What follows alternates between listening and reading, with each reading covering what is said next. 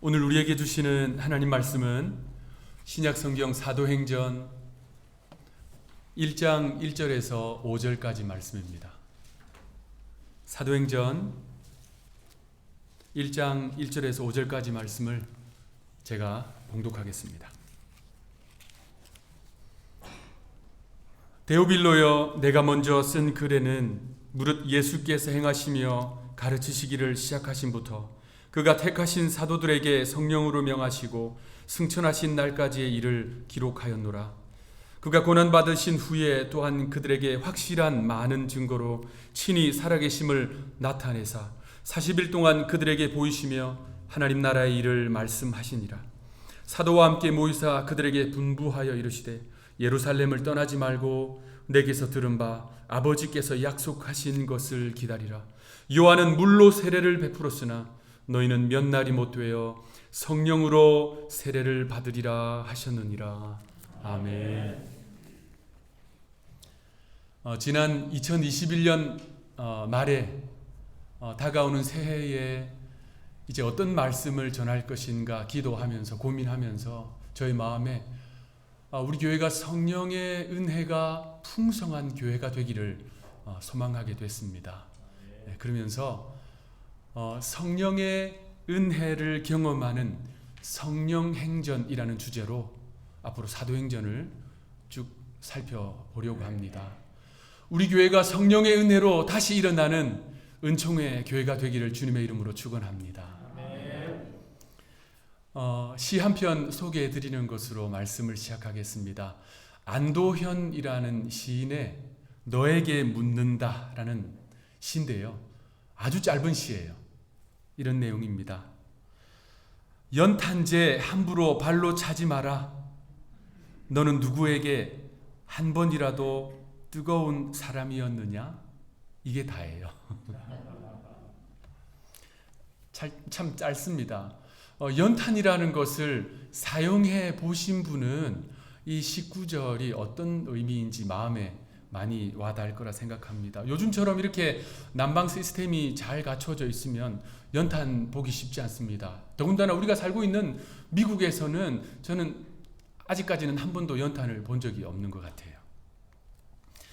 연탄은 처음 불을 붙이기가 어려워요. 그래서 번개탄이라는 것을 오래전에 아마 쓰신 분들은 이름이 아직 가물가물하실 수도 있지만 번개탄이라는 것을 사용하든지 아니면 타고 있는 불 위에 새로운 연탄을 올려서 그러니까 이 불꽃이 다른 연탄에게 전달되도록 해서 주로 사용합니다. 그래서 연탄은 한 개를 사용하는 법은 없어요. 거의 2개 이상 이렇게 함께 사용하게 되는 것입니다. 안도현 시인의 이 시를 보면요, 연탄과 관련된 시들이 여러 개가 있는데 쭉 읽어보면 이 사람은 연탄을 사랑, 열정, 희생, 봉사와 이런 의미들을 담고 이 시를 썼구나라는 것을 이해할 수 있습니다. 요즘 좀 나아졌는데요, 최근까지 밤 기운이 좀 낮잖아요. 그러면 이 따뜻한 아랫목이 그리워질 때가 있습니다. 연탄은 자기 몸을 다 태워서 따뜻한 밥과 국을 만들고요. 또 긴 겨울밤을 방안을 훈훈하게 만드는데 자기 몸을 다 희생합니다. 그리고 다 타서 재가 되잖아요. 그럼 어떻게 해요? 으깨어 깨트려서 빙판길 위에 뿌립니다. 사람들 미끄러져 넘어지지 말라고요. 그래서 자기를 온전히 희생하는 이 연탄을 보면 그 유명한 쉘 실버스타인의 아낌없이 주는 나무가 떠오릅니다. 또는 우리네 아버지 어머니를 많이 닮았다 이런 생각도 듭니다. 연탄재 함부로 발로 차지 마라. 너는 누구에게 한 번이라도 뜨거운 사람이었느냐? 아름답고 따뜻한 시잖아요. 그런데 여러분, 저는 여러분들에게 단도직입적으로 말씀드릴 거예요. 여러분은 제가 아닙니다. 저는 여러분은 제가 아니에요. 우리는 하나님으로부터 부름받아서 저 천성에 이를 때까지 아직 제가 될 수 없습니다. 주님은 우리를 제로 여기지 않으세요. 그래서 우리 안에 불이 필요합니다. 여러분에게는 혹시 이 불이 있나요? 불이 일상생활에서 얼마나 중요합니까? 그래서 나라든지 민족이든지 이 불에 관련되어 있는 이야기들, 전승들, 스토리들, 신화들이 참 많습니다. 아주 유명한 그리스 로마의 신화 보십시오. 불이 이 프로메테우스라는 자가 신이 제우스의 불을 훔쳐서 사람들에게 주었다 이렇게 이야기합니다. 그래서 올림픽을 시작하는 성화봉송 할 때 그 불은 프로메테우스가 인간에게 전해준 불을 기념하기 위해서 그 행사를 합니다. 그러면서 그 불을 성스러운 불이라고 말해요. 그 불을 꺼트리지 않기 위해서 참 노력합니다. 그런데 성경에는요, 그렇게 이벤트화된 불이 아니라 진짜 거룩한 불이 무엇인지, 성스러운 불이 무엇인지 우리에게 분명하게 가르쳐 줍니다. 그 불은 창세기에서부터 나와요. 가인과 아벨이 각각의 제물을 가지고 하나님을 예배했습니다. 가인은 땅의 소산으로 하나님을 예배했고요. 아벨은 어린 양을 제단 위에 올려놓았습니다. 그런데 이 아벨은요, 어린 양만 올려놓은 게 아니에요. 어린 양과 함께 자신의 삶을 제단 위에 올려놓았습니다. 그래서 창세기는 이렇게 이야기합니다. 창세기 4장 4절, 여호와께서 아벨과 그의 제물을 받으셨다. 어린 양과 함께 자신의 삶을 제단 위에 올려놓은 아벨의 제사를 하나님이 받으셨습니다. 이것이 성경에 등장하는 첫 번째 제단 예배의 모습입니다. 그런데 이 모습은 훗날 우리가 주님 만날 그때까지 변함이 없는 예배의 대원칙입니다. 예배는 제단 위에 어린 양 되신 예수님을 올려놓고 그곳에 나의 삶을 함께 올려놓을 때 하나님은 그 예배를 받으시는 거예요. 아벨은 그 제단 위에 어린 양을 올려놓고요, 불을 태웠습니다. 번제로 하나님 앞에 예배했다는 말입니다. 그 제단의 불은 그 이후부터 계속되었어요. 노아는 대홍수가 끝나자 방주에서 나와서 처음 한 것이 제단을 쌓았습니다. 그리고 정결한 동물들로 하나님 앞에 불태워 예배했습니다. 그 후손 아브라함은 가는 곳마다 제단을 쌓았습니다. 그의 자손 야곱은 형 에서로부터 장자권을 빼앗았잖아요. 에서로부터의 그 복수가 두려웠던 야곱은 삼촌 라반의 집을 향해서 길을 떠납니다. 그런데 광야길을 가다가 너무나도 지쳤어요. 그래서 적당한 돌을 구해서 베개로 베고 누웠습니다. 그런데 그곳에 하나님이 임재하셨어요. 하나님의 임재를 경험한 야곱은 너무나도 놀랍고 감격이 되어서 자신이 베고 있는 베개를 세워서 기념 비석으로 삼습니다. 그리고 그곳의 이름을 베델이라고 짓지요. 하나님의 집. 그리고 야곱은 하나님 앞에 약속합니다. 제가 삼촌 라반의 집에 갔다가 다시 아버지의 집으로 평안하게 돌아오면 이곳에서 제단을 쌓겠습니다. 야곱이 삼촌 집에 갔어요. 고생했습니다. 20년간 지내면서 하나님께서 야곱을 거부로 만들어 주셨어요. 큰 부자로 만들어 주셨습니다. 그런데 야곱이 베델을 잊었어요. 예배의 제단을 잊었습니다.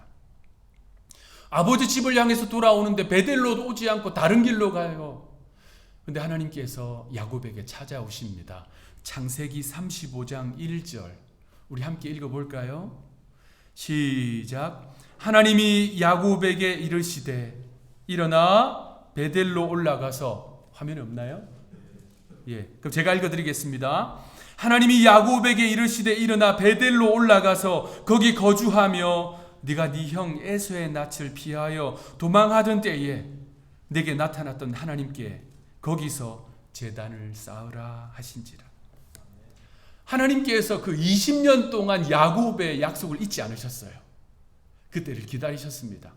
야곱은 이 말씀을 듣고 다시 베델로 올라갑니다. 제단을 쌓고 하나님을 예배합니다. 그런데 이 야곱의 후손들은 애굽 땅으로 들어갔어요. 그런데 그곳에 지내면서 더 이상 제단을 쌓을 수가 없었습니다. 하나님을 예배할 수가 없었어요. 제단의 불이 꺼졌다는 말입니다. 그들의 신앙의 불도 꺼졌습니다. 그런데 성경을 자세히 보세요. 그 불이 완전히 꺼지지는 않았습니다. 아직 불씨들이 남아 있었어요. 어떤 불씨냐면요, 바로의 그 폭력적인 명령보다 하나님을 더 경외할 줄 아는 그 히브리 산파들이 불꽃들이었어요. 사랑하는 아들을 도저히 이 강에 빠뜨리지 못하고 그 아들을 사랑하는 마음으로 지키고 있는 이 레위 지파의 어머니 아버지 아므람과 요게벳이 불꽃이었습니다. 하나님은 그 불씨들을 보셨어요. 지난해 연말에 우리 교회 어떤 성도님이 카톡을 보내주셨어요. 정확히는 저에게 보낸 것이 아니라 저의 아내에게 보여줬는데, 그 카톡을 읽어보고 너무나도 감동이 된다고, 너무나도 은혜가 된다고 저한테 보라고 이렇게 보여줬어요. 제가 그 카톡 내용, 짧은 내용인데 읽으면서 제 마음이 너무나도 감동이 되고 위로가 되는 거예요. 그 내용이 이겁니다. 한우리 교회 꺼진 불 같아도 불씨가 아직은 속에 남아 있어서 호호 부르면 불길이 일어날 거예요. 제가 그 문장을 딱 읽는 순간에 마음이 뜨거워지는 거예요. 제가 해야 할 일이 뭔지를 알겠더라고요. 제단의 불도 꺼졌고 신앙의 불도 꺼졌다고 생각했는데 하나님은 그 속에 아직 남아있는 불씨들을 보셨어요. 그 불씨가 그 노예 생활을 하고 있는 이스라엘의 소망이었습니다. 그 불씨가 우리 하늘이 교회의 소망인 것이지요. 그래서 하나님은 모세를 부르셨습니다. 여러분, 하나님께서 모세를 어떻게 부르셨어요?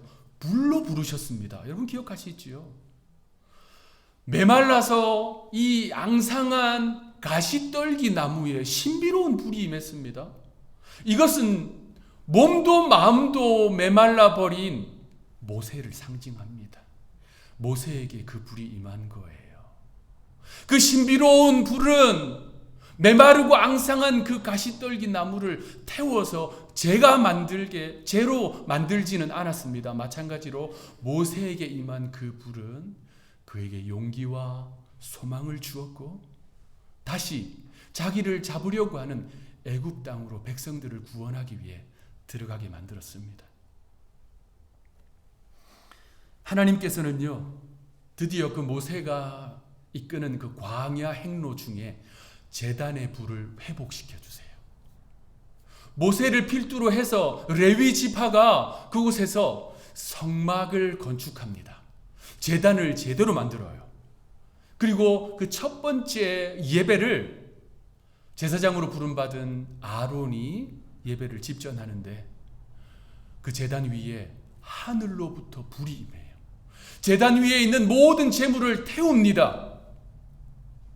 그리고 그곳에 여호와의 영광이 가득해서 제사장과 이스라엘 백성들이 감히 서서 섬기지 못했다는 기록이 있습니다.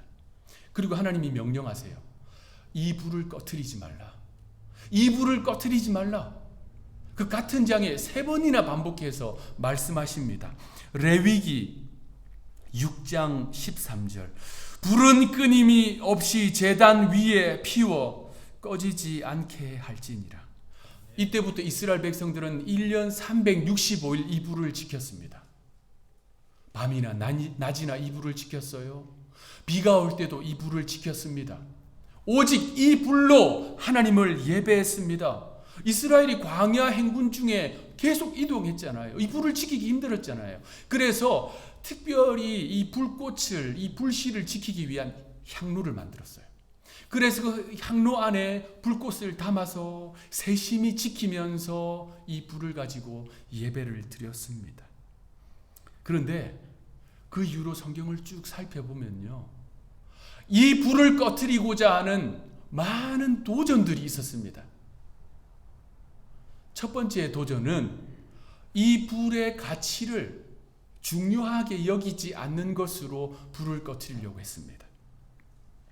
레위기 10장과 민수기 16장에 보면 거의 유사한 사건이 발생합니다. 레위기 10장에는 아론의 두 아들 나답과 아비후가 향로에 다른 불을 담아와서 하나님을 예배하려고 합니다. 민수기 16장에는 고라의 무리들이 다른 불을 또 담아옵니다. 이들의 공통점은 그 불만 거룩한 불이냐? 우리 불도 거룩하다. 이런 입장이에요. 하나님이 주신 불을 가볍게 여기는 거예요. 그래서 다른 불로 하나님을 예배하려고 드는 것입니다. 이렇게 주장한 이들은 한 사람도 빠짐없이 하나님으로부터 엄중한 심판을 받습니다. 또 이스라엘은 스스로 범죄함으로 이 불을 꺼트릴 위기에 처하게 됩니다. 이들이 우상을 숭배했어요. 선지자들을 보내셨는데도 바뀌지 않았습니다. 결국 바벨론으로부터 이 민족은 멸망합니다. 성벽도 성전도 다 무너졌고요. 제단까지도 회파되었습니다. 불이 완전히 꺼졌습니다. 그런데 완전히 꺼진 게 아니었어요. 유대 고대 기록을 담고 있는 마카베오에 보면요, 이런 내용이 나와요. 이제 사람들이 제사장을 포함해서 귀인들이 다 포로로 끌려가는데 목숨을 건 제사장 몇 명들이 거기서 탈출합니다. 그리고 제단의 불의 일부를 빼와요. 그리고 물이 없는 깊은 동굴로 이 불을 가지고 갑니다. 그때부터 이들은 이 불을 지키기 시작해요. 수십 년이 지났어요. 그들이 바벨론 땅에서 자유인이 되었습니다. 고국으로 돌아오게 되었어요. 그때 포로 귀환의 지도자가 느헤미야였습니다. 느헤미야가 돌아와서 제단을 다시 수축했습니다. 그런데 아직까지 이 불을 지키고 있는 그 당시 제사장들의 후손들이 있다는 이야기를 듣게 됩니다. 그리고 그 불을 가지고 오게 해요. 제단을 준비하고 그 불씨들을 올려놓습니다. 그랬더니 그곳에서 커다랗고 놀라운 불이 일어나서 제단의 제물을 다 태웠다라고 기록하고 있습니다. 이스라엘에게 그랬듯이 오늘날 우리에게도 동일한 도전이 있습니다. 우리 속에 있는 이 불꽃, 불씨, 불들을 꺼트리고자 하는 도전들이 있습니다. 그러나 여러분 기억하십시오. 세속적인 불, 인본주의의 불, 다른 불로서는 하나님의 불을 대체할 수 없습니다. 우리에게는 하나님의 불이 필요해요. 거룩한 불씨들이 필요합니다. 여러분에게는 그 불이 있습니까? 그런데 하나님의 불, 거룩한 불을 꺼트리고자 하는 역사 속에 가장 강력한 도전이 있었어요. 바로 스스로 제단이요, 스스로 제물이요, 불이요, 빛으로 이 땅에 오신 예수님을 십자가에 못 박으려고 하는 도전입니다. 원수 마귀는요, 예수님을 십자가에 못 박으면 이제 이 불을 완전히 꺼트릴 수 있다라고 확신했습니다. 그래서 유대인의 정죄와 로마인의 형벌로 드디어 주님을 사형대 위에 올렸습니다. 십자가에 못 박았습니다. 예수님은 십자가에서 돌아가셨어요. 그런데 여러분, 일부 자유주의 신학자들은 예수님께서 십자가에 돌아가신 그 일에 대해서 다음과 같이 해석합니다. 예수님은 십자가에 못 박히셔서 죽으신 게 아니라는 거예요. 예수님은 코마 상태에 빠졌다. 기절했다는 거예요. 혼수 상태에 빠졌다는 겁니다. 그리고 사흘 후에 깨어났다라고 말합니다. 그들이 이렇게 주장하는 이유는 예수님의 부활을 인정할 수가 없는 거예요. 받아들일 수가 없는 겁니다. 여러분, 대제국 로마의 사형 제도가 그렇게 허술하지 않습니다. 그들은요, 이 사형 집행을 받은 이 죄수가 기절하고 있도록 가만히 내버려두지 않습니다. 그들은요, 완전히 죽을 때까지 여러 가지 절차를 진행합니다. 그 하나가 예수님께서 옆구리에 창을 찔리셔서 물과 피를 다 쏟은 거 아닙니까?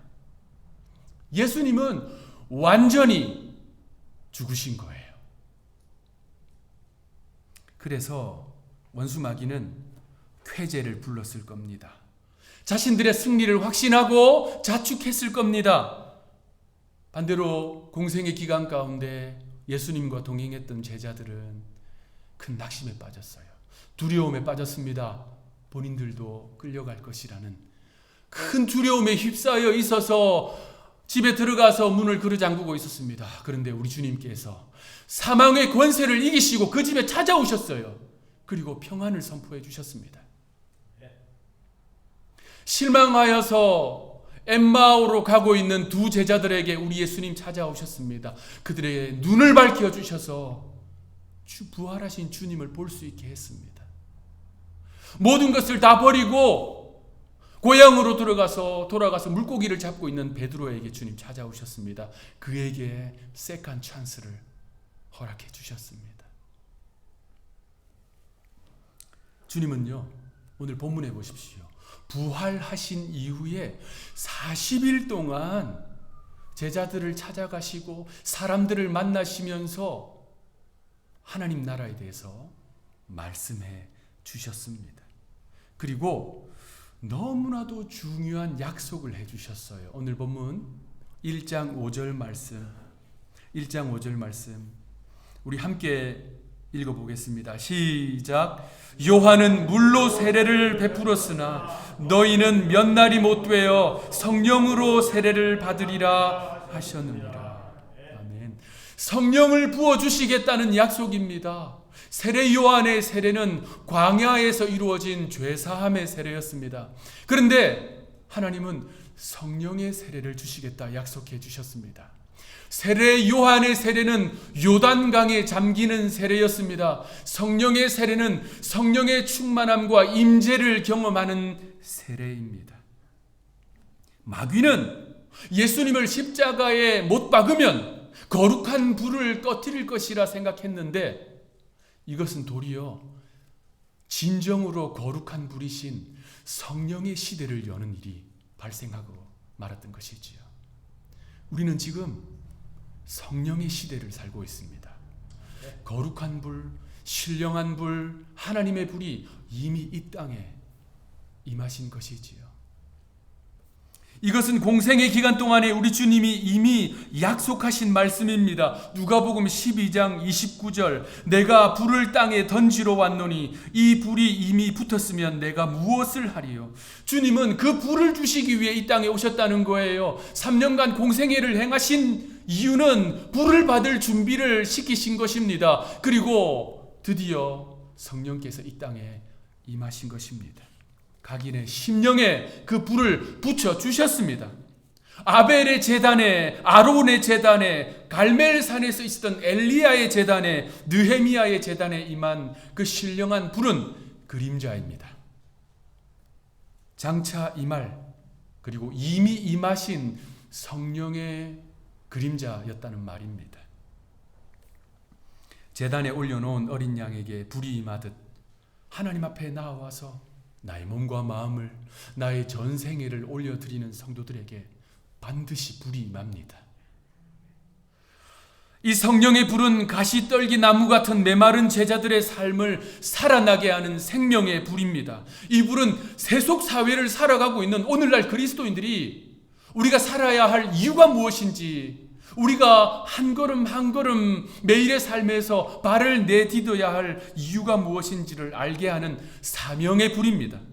이 불은 교회로 하여금 주저앉아 있는 자리에서 다시 일어날 수 있도록 하나님의 나라를 꿈꾸게 만드는 능력의 불입니다. 이 불은요, 저를 전혀 다른 존재로 만드는 불입니다. 이 불은 여러분들을 전혀 다른 존재로 만드는 불입니다. 이 성령의 불은 우리 교회를 완전히 다른 차원으로 이끌어 가시는 불입니다.